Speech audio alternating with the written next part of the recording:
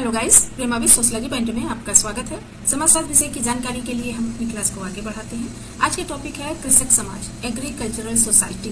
तो आज हम कृषक समाज के विषय में जानेंगे कि कृषक समाज किसे कहते हैं, कृषक समाज की क्या विशेषताएं हैं और कृषक समाजों का अध्ययन करने वाले समाजशास्त्रियों के विषय में भी जानेंगे। कृषक समाज का अध्ययन करने वाले समाजशास्त्री और उन्होंने जिन क्षेत्रों का अध्ययन किया है उन क्षेत्रों के विषय में भी जानेंगे कि किस क्षेत्र का किस समाजशास्त्री के द्वारा अध्ययन किया गया है। तो वीडियो ये काफ़ी इम्पोर्टेंट है और एग्जाम की दृष्टि से काफ़ी इम्पोर्टेंट वीडियो है।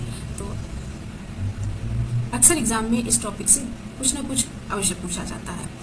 ये जरूर पूछा जाता है कि कृषक समाजों का अध्ययन यानी कृषक समाज की अवधारणा किसके द्वारा दी गई है, और एक क्षेत्र पूछ लिया जाता है जिसमें यह पूछा जाता है कि इस क्षेत्र का अध्ययन किस समाजशास्त्री के द्वारा किया गया है।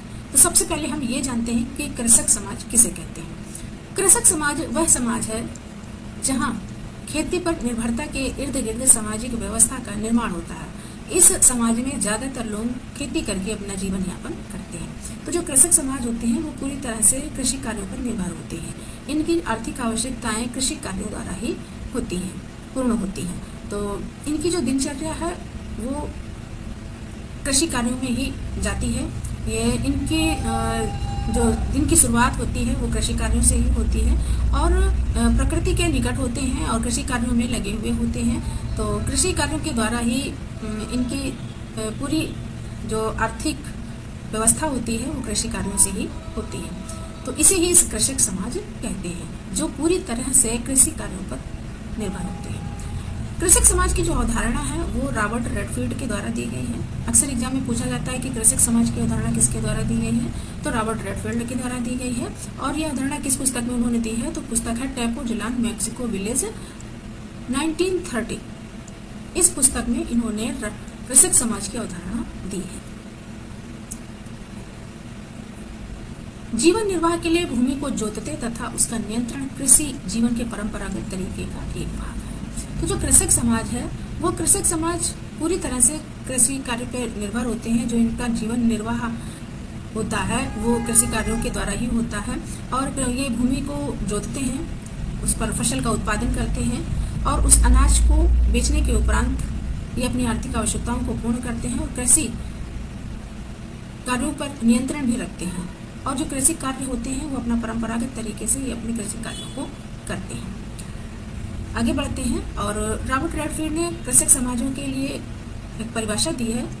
कहते हैं कि वे ग्रामीण जो जीवन निर्वाह के लिए अपनी भूमि पर नियंत्रण बनाए रखते हैं, उसे जोतते हैं तथा कृषि जिनके जीवन के परंपरागत तरीके का एक भाग है, जो कुलीन वर्ग नगरीय लोगों की ओर देखते हैं और उनसे प्रभावित होते हैं, जिनके जीवन का ढंग उनसे कुछ सभ्य होता है, कृषक समाज कहलाता है। रॉबर्ट रेडफील्ड कहते हैं कि जो कृषक समाज होते हैं वो नगरीय लोगों से आकर्षित होते हैं। यानी जो नगरों में आकर्षण होता है, आकर्षण को हम अगर बात करें तो नगरों के पहनावे में, खान पीने में, उनकी सभ्यता में, उनके पहनावे में, उनकी बोली भाषा में, तो ये जो कृषक समाज के लोग होते हैं वो नगरीय सभ्यता से काफ़ी प्रभावित होते हैं और ख़ास तौर पर कुलीन वर्ग से, जो धनी वर्ग होते हैं उन धनी वर्ग के लोगों से काफ़ी प्रभावित होते हैं और अपने को उनके जैसा ही बनाने का प्रयास करते हैं। क्योंकि जो कृषि कार्यों के में से जो उनका उत्पादन होता है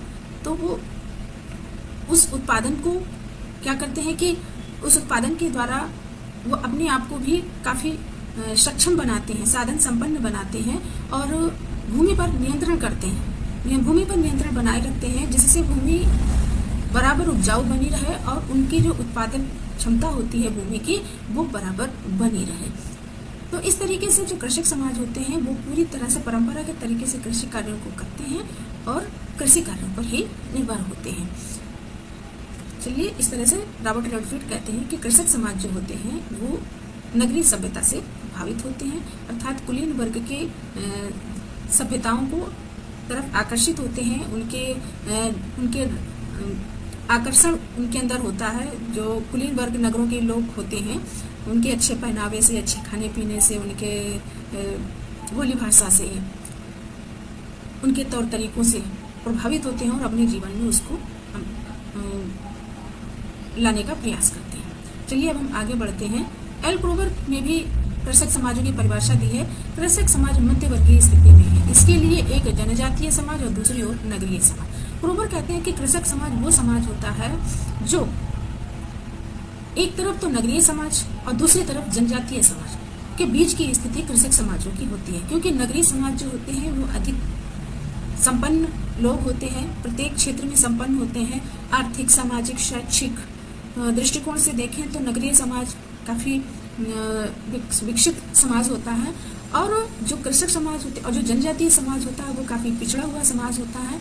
वहाँ पे जो शैक्षिक, सामाजिक, आर्थिक दृष्टि से देखें तो काफी पिछड़े हुए लोग होते हैं, और इनमें जो है तो ज्ञान का भी ज्यादा ज्ञान का अभाव होता है जनजातीय समाजों में। तो जो कृषक समाज होते हैं वो इन दोनों के बीच की स्थिति में होते हैं, यानी कृषक समाज जनजातीय समाज से भी जुड़े हुए होते हैं और नगरीय समाज से भी जुड़े होते हैं। तो इनकी जो बीच की स्थिति होती है तो ये नगर के समाजों से आकर्षित होते हैं और जनजातीय समाजों के परंपरागत शैलियों को अपनाकर ये कृषि कार्यों को भी करते हैं। इस तरीके से जो कृषक समाज होते हैं वो नगरीय समाज और जनजातीय समाज के बीच की यानी मध्यम स्थिति उनकी होती है।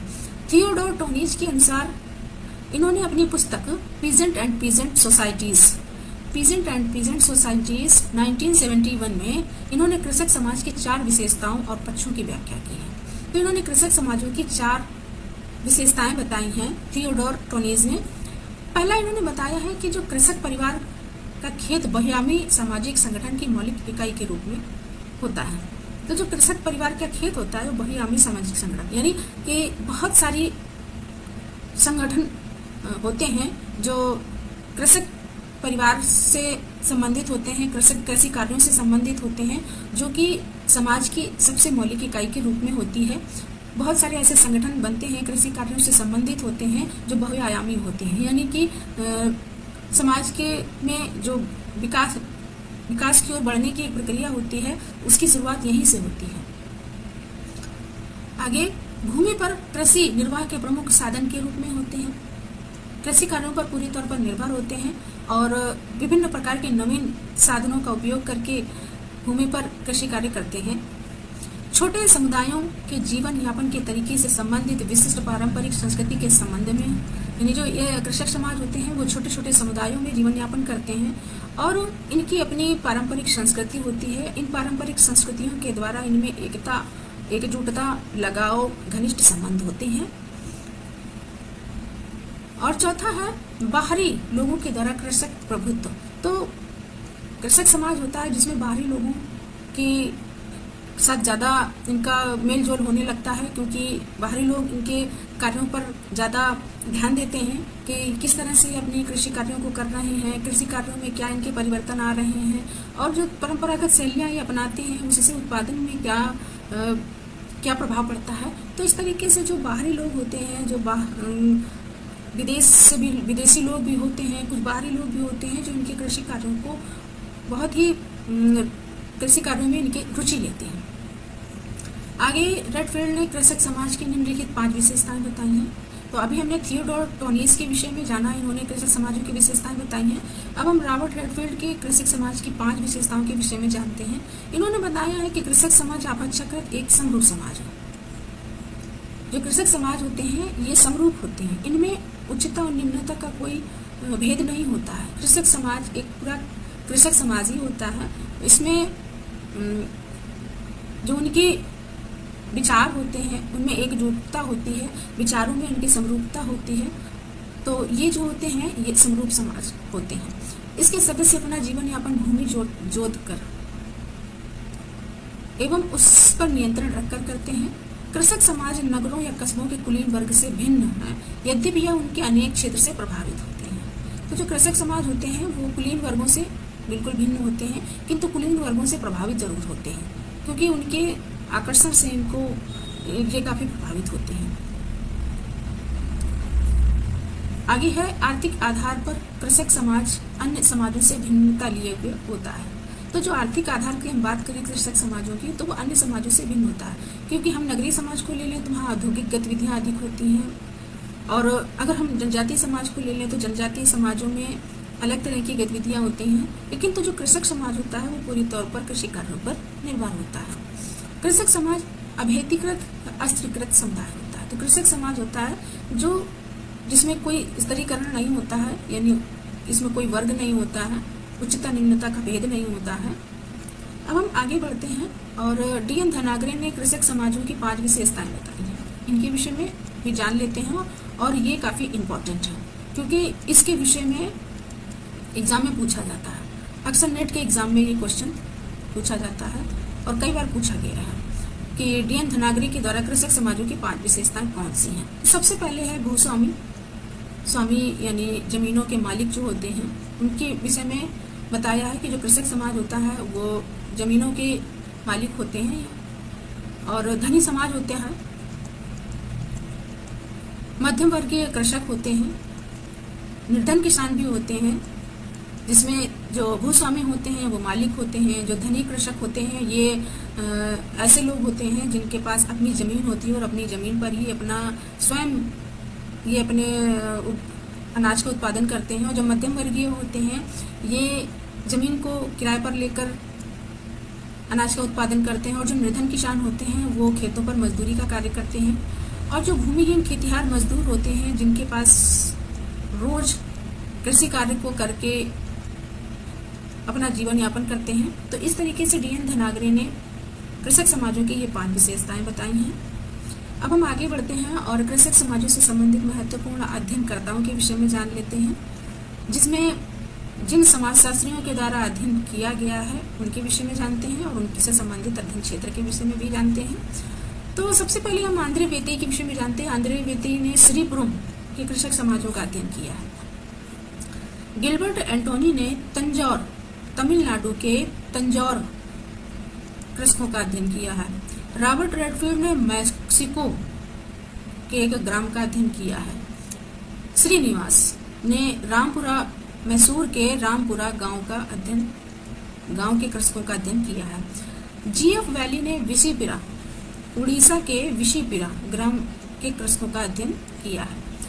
आगे है विलियम वाइजर, जिन्होंने मैनपुरी के करीमपुर ग्राम के कृषकों का अध्ययन किया है। एस.सी. दुबे ने आंध्र प्रदेश के समीरपेट ग्राम के कृषकों का अध्ययन किया है। और मजूमदार ने मुहाना ग्राम का अध्ययन किया है, जो उत्तर प्रदेश का है। ये मुहाना ग्राम उत्तर प्रदेश का है। और मैकिम मैरियट उत्तर प्रदेश के किशनगढ़ी ग्राम का अध्ययन किया है।